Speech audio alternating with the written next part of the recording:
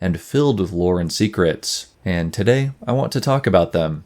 I'll be examining each region of the map, discussing some of the main story elements present in this isolated zone, and pointing out dozens of small details you may have missed while questing here.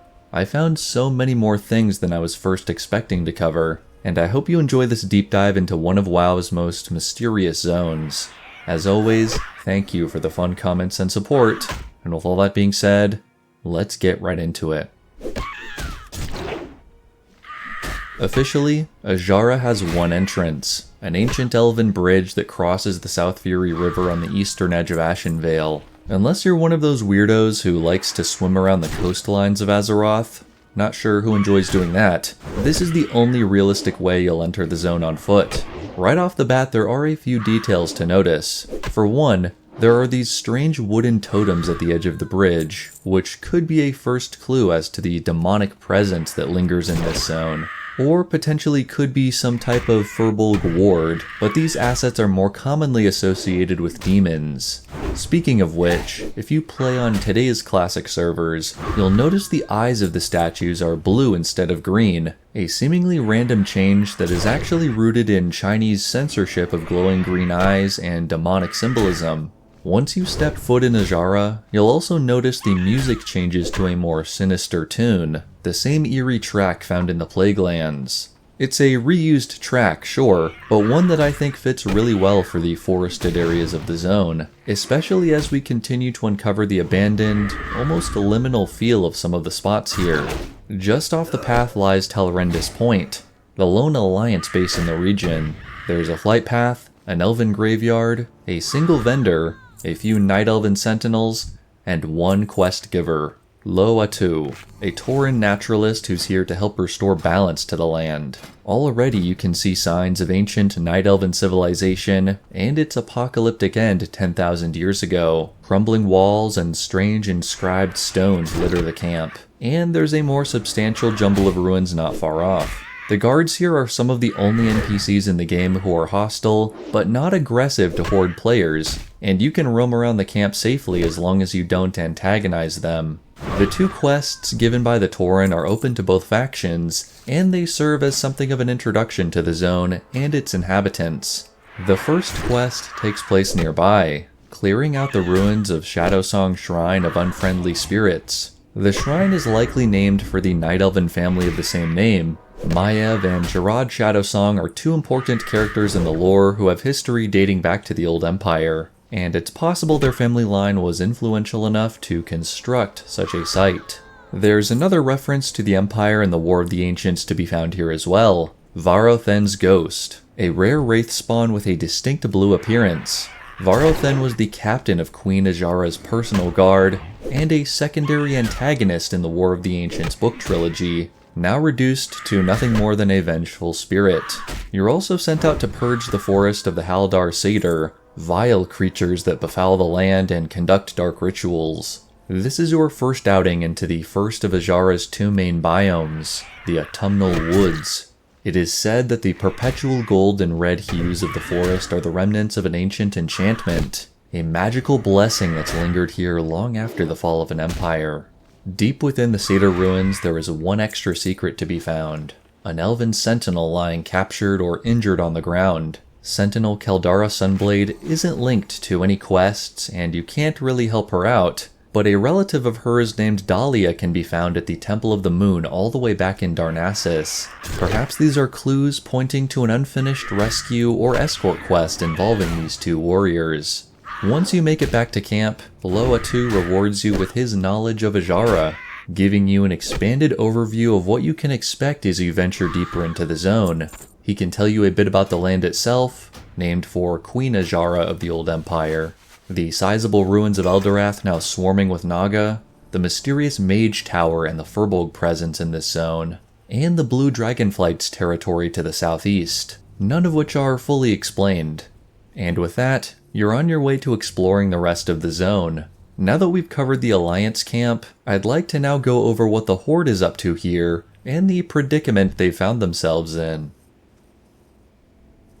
To the north of the main road and past the Haldar encampment lies Valormok, the only Horde base in the region.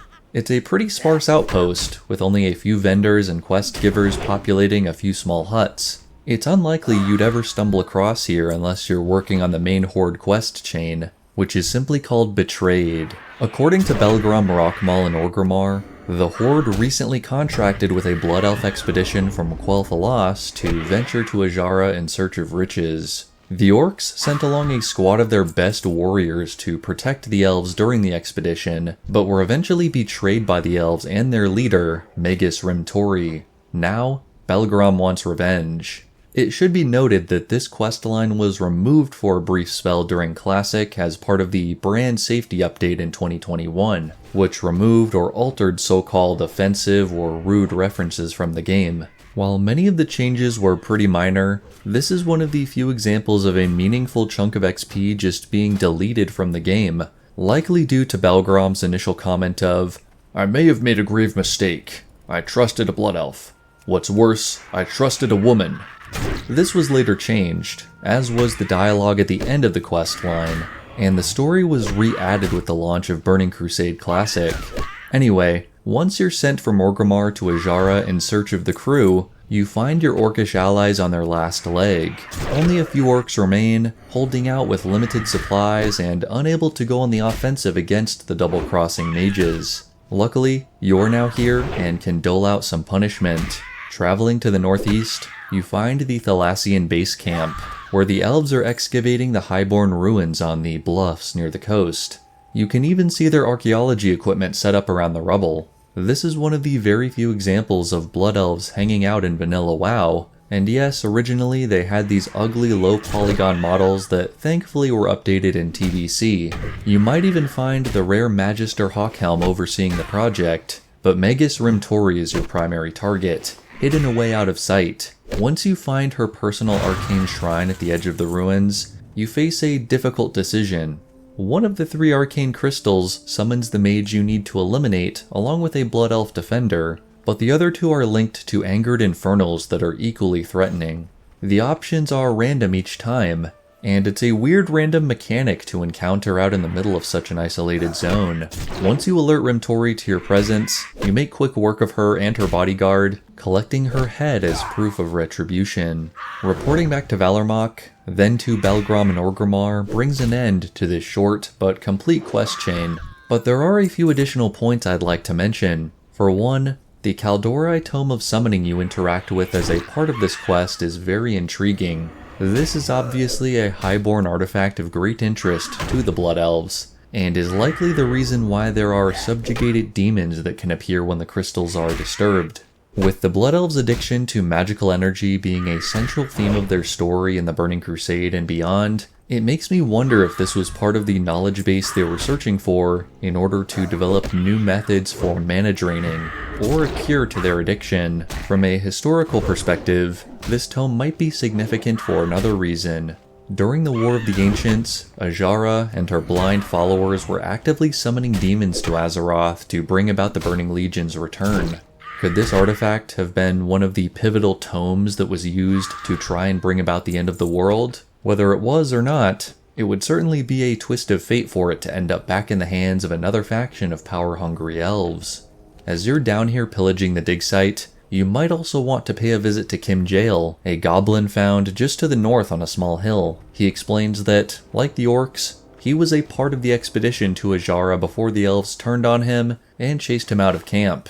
Now, he wants you to collect his supply crates and an item he calls some rune from the Naga in the bay below that the elves were trying to search for. There's not much else we know about this guy or his quest line, but it is interesting he's only ever referred to as Kim Jael, which in Thalassian translates to Little Rat, and is the nickname given to him by the elves. I wonder what his real name is. There is one other quest line at Valarmok which revolves around collecting some ancient tablets from the ruins of Eldorath to the east and distributing them to various interested parties. We'll talk about one of these interested parties in a minute, but the coolest part of this quest is how it has an analogous partner on the Alliance side. The dwarves of the Explorers League want to collect rubbings of the tablets, which are then picked up at a small airport on an island in the southeast. But for now, enough of faction dynamics, and instead let's turn to one of the most secluded, neutral quest areas in this zone, the Azshara Tower built upon the foothills of Mount Hyjal. Not much is known about the reclusive mage that lives with a few trusted apprentices in northwestern Azshara.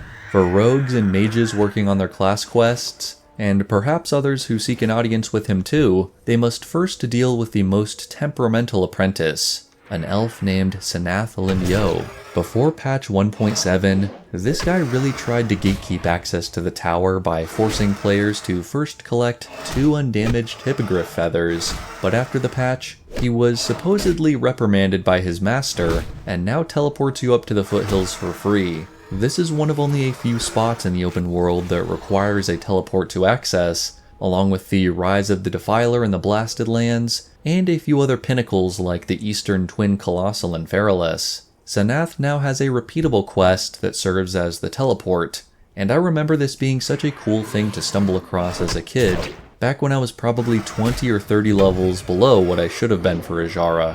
I also think it's funny the quest was changed from a meeting with the master to simply meeting with the master to signify the change in gameplay.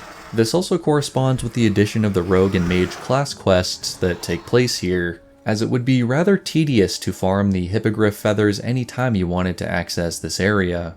Once you're up on the slope, there's another apprentice who's willing to teleport you back down to the bottom, and after a short hike up into the mountains, you reach the tower. Outside, you'll find Coral Moongale, a night elf who doesn't have any real purpose, and inside the tower, neither do the high elves standing around on the top floor. Maybe they're other apprentices or associates of the Archmage, but we really don't know. The only real purpose in coming here is visiting with Archmage Xylem, and while he is involved in a few quests, we don't know much about him. Warcraft 3 Reforged in 2022 retroactively added him in as one of the wizards who traveled to Kalimdor during the Third War, but this was never confirmed before Vanilla WoW. It's also possible, as a few of my subscribers have pointed out, that Xylem could be the lost third apprentice that I discussed in my Tale of Two Wizards video from last winter. Xylem has his own tower, much like Theocritus in Elwyn Forest, and the Dark Sorcerer Morgonth in Redridge, but he appears more neutral and is really just interested in cultivating his own magical sanctum. The area where the tower is found is known as Bear's Head, which for a long time I thought was just an odd name for the tower itself, but is likely instead a reference to the bear-like Timbermaw Furbolg and their encampments that dot the landscape to the northeast. This brings us to another of Azshara's great unfinished mysteries, the Great Gate labeled as an alternative entrance to Timbermaw Hold.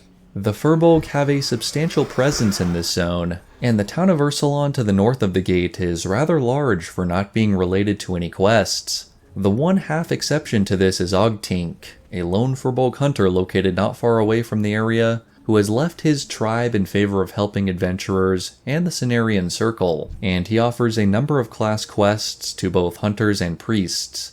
A rare spawn named Gatekeeper Rageroar even guards the massive gate, which as you can see is not one of the Furbolg's signature bearhead designs like in Felwood or other Kalimdor zones, but is rather a copy-paste of the human archways we've seen in other human-controlled territory. In Cataclysm, this area was revamped as a small stronghold of Furbolg known as the Black Maw, but I think it's pretty clear that the original was just a placeholder intended to be yet another entrance to the vast Timbermaw tunnels that wind underneath Mount Hyjal. These might even include parts of the Night Elven Barrow Deeps from Warcraft 3, which could open up a lot of potential areas for exploration. I have a video coming out soon, maybe sooner than you might think, that goes more in depth on this topic, but for now, I think it'll suffice to say this Timbermaw region is rather strange, unfinished, and contributes like so many